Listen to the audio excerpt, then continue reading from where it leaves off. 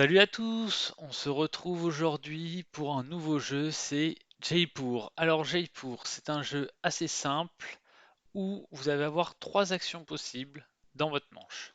Soit vous allez prendre des cartes au marché, soit vous allez vendre les cartes que vous avez en main pour récupérer les points de victoire qui sont ici, soit vous allez faire du troc, c'est-à-dire échanger vos cartes contre celles du marché. Ici, je vais prendre les diamants, je vais vous expliquer après, mais en fait, plus les jetons ici sont hauts, plus ça vaut des points. Donc les diamants, les deux premiers valent 7 et ensuite 5. Les ors, les deux premiers valent 6 et ensuite 5. Tous les argents valent 5. Les tissus et les épices, le premier vaut 5 et ensuite 2, 3, 2, 2 et 2, 1. Et les cuirs, c'est 4, 3, 2 et ensuite ce ne sont que des 1. Donc voilà un peu comment on va récupérer les points de victoire, c'est en vendant nos ressources au marché. Je joue en même temps à de vous expliquer, mais l'idée c'est aussi de ne pas faire trop patienter mon adversaire. Au marché ici, vous pouvez soit prendre une carte ressource, donc c'est ce que j'ai fait en prenant un diamant, soit prendre tous les chameaux. Là, il y avait 4 chameaux, donc j'ai pris 4 chameaux. Ce qui va être intéressant, je vais vous expliquer pourquoi, parce qu'une deuxième action possible, c'est troquer certaines de nos cartes. Donc il y a les cartes ressources et les cartes chameaux, contre autant de cartes qu'on veut.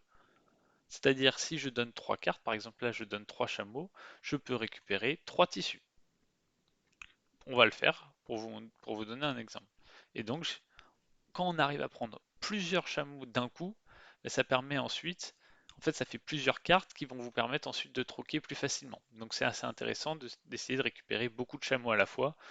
Par contre quand il n'y en a que un ou deux au marché, ben, d'essayer de ne pas les donner. Et après, l'autre aspect qui est important de comprendre quand vous prenez les chameaux, par exemple là s'il va prendre les 4 chameaux, ça va dévoiler 4 nouvelles cartes. Et donc ces 4 cartes, ben, elles pourront être plus ou moins intéressantes et donc ça peut aussi donner des ressources rares à votre adversaire. Ici, je vais vendre 3 tissus. Donc j'ai récupéré le jeton 5, le jeton 3 et le jeton 3. Mais vu que j'ai vendu par 3, je vais récupérer aussi un jeton bonus qui sont ici.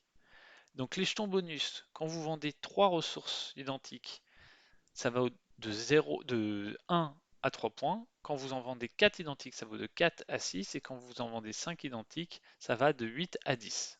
Donc voilà, c'est intéressant de vendre plusieurs ressources en même temps. Autre point important à comprendre dans le jeu, votre carte est limitée à 7 mains.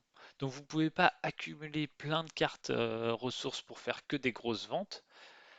Ça va être un jeu un peu de gestion de savoir quand est-ce que vous devez prendre des cartes, quand est-ce que vous devez vendre.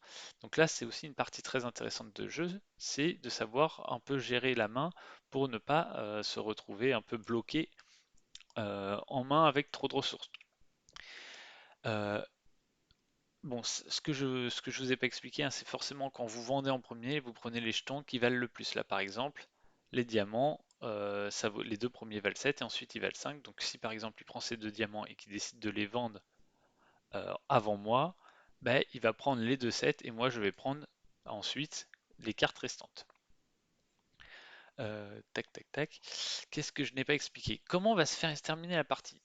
Deux possibilités pour que la partie se termine. Soit 3 piles de jetons ressources sont épuisées, soit il n'y a plus de cartes dans la pioche pour découvrir de nouvelles cartes.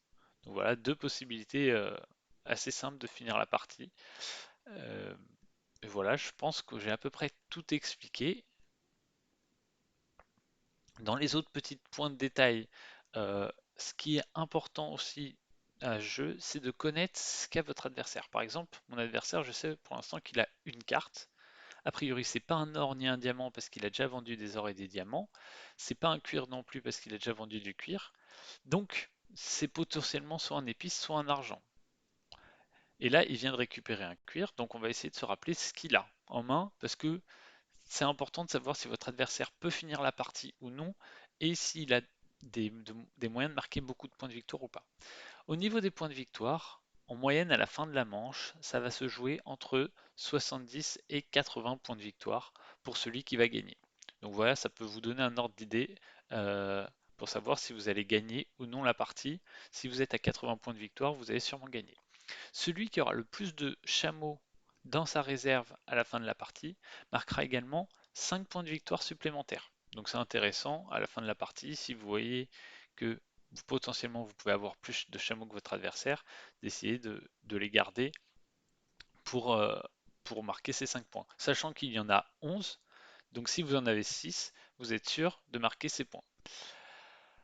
Alors, ici, vous voyez, j'aimerais bien aimer prendre ce diamant, mais j'ai cette carte en main, donc je ne vais pas pouvoir le prendre. Et troquer, je ne peux pas faire un troc de 1 pour 1.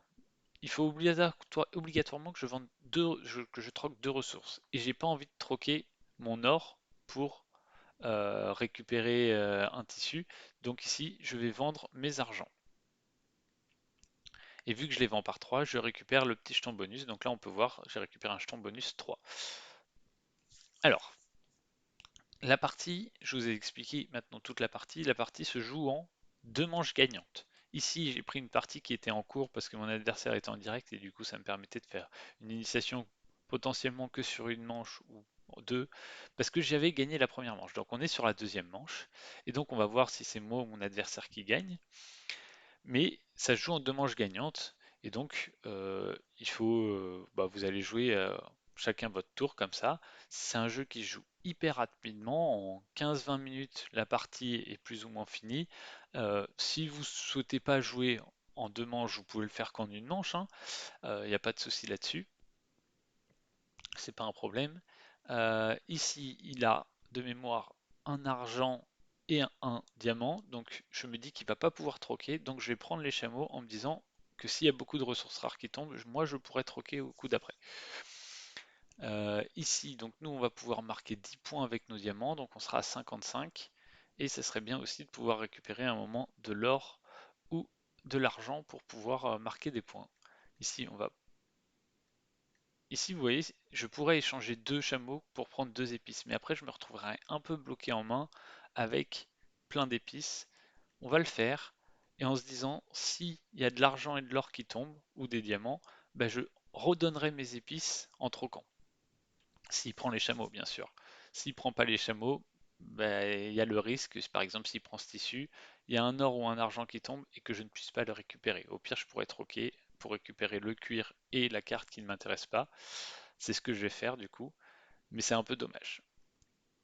On va troquer ça, hop, et on va voir ce qu'il va faire après. Donc là, 2 épices, c'est pas forcément ce qui m'intéresse le plus. Donc nous, on va vendre nos 2 ors.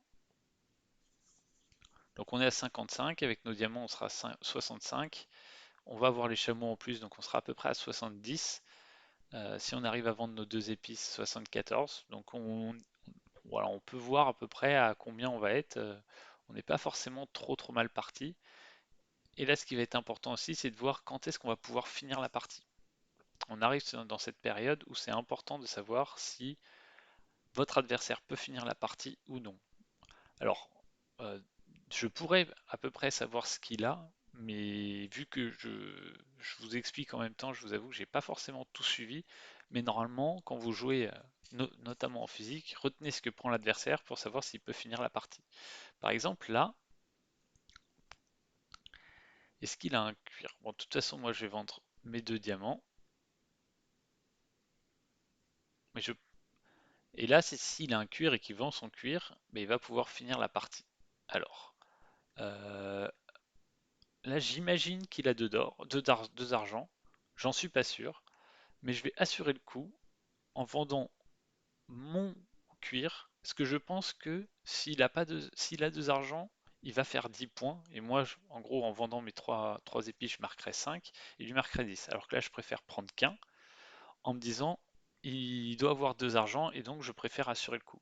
Alors, j'aurais plus suivi, j'aurais pu savoir exactement ce qu'il avait et donc s'il était capable de finir la partie, mais je pense qu'avec 66 plus 5, 71, ça devrait suffire pour gagner.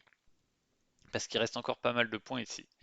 Vous voyez, j'ai 71 et mon adversaire a 70, donc c'était très serré, mais c'est passé et donc j'ai gagné la deuxième manche. Mais voilà, si j'avais fait un peu de plus attention, j'aurais pu savoir s'il avait des argent ou pas. On peut même lui demander.